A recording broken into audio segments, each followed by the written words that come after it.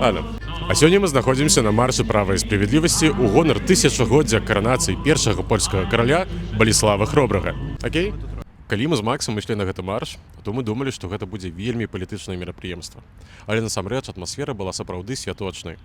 Прыйшло вельмі шмат людзей, па якіх было бачна, што яны прыйшлі святкаваць менавіта гадавіну стаўлення іхняй дзяржавы.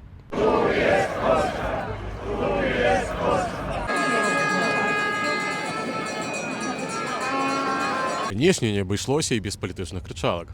Сярод якіх было, канешне ж, не бацьтуска, што ў сваю чаргу з'яўляецца адсылкай, канешне ж, на знакамітыя 8 зорачак, якія выкарыстоўвала колішняя апазіцыя. Не абышлося таксама і з крычалак, якія падтрымлівалі вольныя медыа. Вольныя, канешне, у разуменні выбаршчыкаў права і справядлівасці, то бок перадусім тэлевізія Рэпубліка.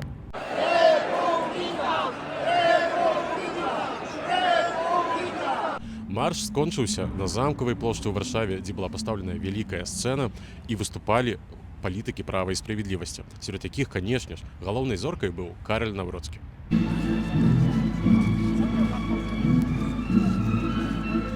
Ягоная прамова, якую мы мелі шчасце паслухаць, была напоўненая палымянным патрыятызмам.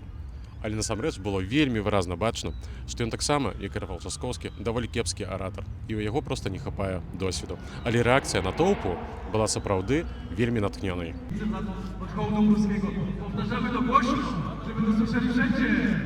Падчас нашага шпацыру па Варшаве разам з выбаршчыкамі права і справядлівасці мы таксама мелі шчасце пабачыць шматлікіх палітыкаў права і справядлівасці, сярод якіх быў Збігнеў Зёбра, Патрык Які, ці былы віцэ-міністр Вуйчук.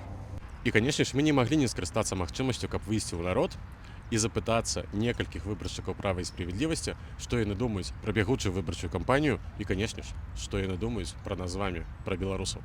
Прызнаюся шчыра, я вельмі моцна хваляваўся, бо гэта быў мой абсалютна першы ў жыцці досвед, каб вось так проста на вуліцы падыходзіць да людзей і пра нешта іх пытацца перад камерай. Але, на шчасце, людзі былі настаўлены сапраўды вельмі ветліва. І ў нас атрымалася размаўляць з некалькімі людзьмі і даведацца, што яны думаюць пра мігрантаў з Беларусі. Дадам толькі кантэксту, што адзін з выбаршчыкаў ПіС сказаў, што беларусы нават з польскімі паспартамі не павінны галасаваць, бо яны не палякі, што лагічна ўвогуле. Вось, але паглядзіце, паставьце, калі ласка, лайк, гэта новы для нас фармат. Мы будзем вельмі ўдзячны за падтрымку. Наступным разам мы пытаем больш людзей. Jak pani ocenia wczorajszy występ pana doktora Karola Nawrockiego podczas debaty telewizyjnej? Bardzo pozytywnie. Czyli rozumiem, że wzmocnił pani chęć głosowania na niego. Czy wzmocnił? Ja i tak jestem zdecydowana, bo byłam na wiecu pod Warszawą miesiąc temu, także dla mnie to jest jedyny kandydat. Nie biorę pod uwagę innej opcji. Jestem przekonana do tego człowieka i jest na pewno szczery w przeciwieństwie do jego głównego kontrkandydata, który w zasadzie na każdym kroku widać, że nie jest szczery i zmienia co już swoje zdanie na różne tematy. Na niego wcześniej byłam zdecydowana i potwierdził, że to jest dobry wybór. Pokazał klasę, pokazał kompetencje, merytoryczną wiedzę, opanowanie, miał bystrą ripostę. W ogóle naprawdę bardzo dobrze mi się zaprezentował i tak jego prezencja też jest bardzo, bardzo na miejscu. Czyli rozumiem, że wczorajszy występ pana doktora wzmocnił.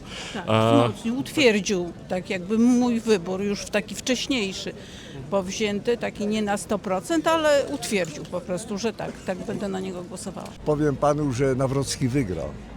Czyli rozumiem, że wczorajsza debata wzmocniła pana przekonanie. Ale to wie pan, proszę pana, to było...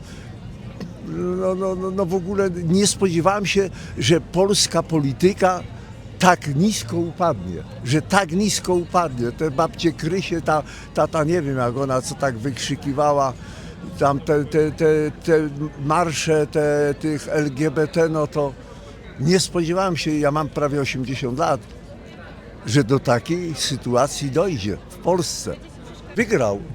Wygrał bez porównania. Trzaskowski, proszę pana, to paranoja. Nas było 7 czy 8 osób i śmialiśmy się z tego. Śmialiśmy się. podczas trwającej kampanii prezydenckiej bardzo mocno wybrzmiewają hasła antyimigranckie. I wiadomo, że w ostatnich latach do Polski przyjechało bardzo dużo migrantów z Ukrainy i między innymi również z Białorusi. I chcielibyśmy Panią zapytać, jaki ma Pani stosunek do migrantów, mianowicie z Białorusi? Bardzo dobry, jak najlepszy, pozytywny i uważam, że po prostu uciekali i my jako najbliżsi sąsiedzi mieliśmy obowiązek ich przyjąć i wszystko w porządku. No. Rozumiem. Tym bardziej, że są bliscy nam kulturowo, mamy wspólne przeżycia, nieraz lepsze, nieraz gorsze, ale myślę, że się dogadamy po prostu. To znaczy, to jest sprawa złożona. Jeżeli to są ludzie, którzy przybywają w celach zarobkowych, czują się nie w pełni bezpieczni w swoim kraju, to jak najbardziej można im stworzyć jakieś warunki dobre. Wiadomo, że też Polacy imigrują za granicę. Mam w rodzinie też takie osoby, które przybywają za granicą, pracują, płacą podatki i tego samego też bym wymagała. Jeśli chodzi o takich ludzi, którzy po prostu szukają schronienia, chcą tu pracować, chcą płacić podatki i uważam, że to jest najważniejsze. Co innego, jeżeli tutaj zaczynają napływać ludzie, którzy niekoniecznie wszyscy mogą mieć takie dobre zamiary i tylko liczyć na to, żeby mieć jakieś profity, a niewiele dla tego naszego kraju mogą zrobić i w żaden sposób nie ubogacą, tylko mogą się zmienić warunki na gorsze życia przeciętnego Polaka. Jeżeli to są uciekinierzy, jak najbardziej.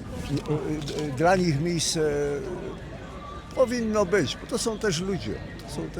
Ale Ukraińcy, proszę pana, mi się sprzeniewierzyli. Początkowo, powiem wam krótko, bardzo dobrze, czołgi, to tamto, dajemy pomoc. Bo mówię do kolegów tak, słuchajcie, Litwa, Łotwa, Estonia, Polska, a potem ta Ukraina, Czechy, Słowacja, Szwecja, Finlandia, będziemy przeciwwagą dla Rosji i Ukraina. Wśród naszych widzów jest spora grupa, mianowicie etnicznych Białorusinów posiadających polskie obywatelstwo, którzy mogą głosować w wyborach prezydenckich. Jak Pana zdaniem, dlaczego oni powinni głosować mianowicie na Pana Nawrockiego? No tu w tym wypadku raczej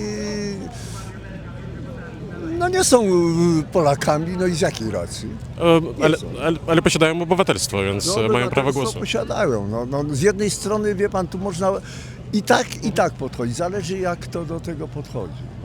Rozumiem. Ja osobiście jakieś tak nie mam jakiegoś uprzedzenia do Ukraińców, jakiegoś tak, ale mają względem Polski wiele zadośćuczynienia.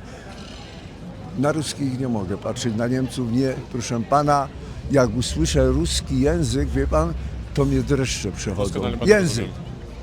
Doskonale Pana rozumiem. Katyń, proszę pana, i to tamto, owo, wiele historię znam, nie chwaląc się, bo lubiłem historię, 5 miałem z historii w szkole. Historia jest bardzo ważna. Teraz, proszę pana, młodzież nie zna w ogóle historii, ale to była celowa robota, proszę pana. Дякуй.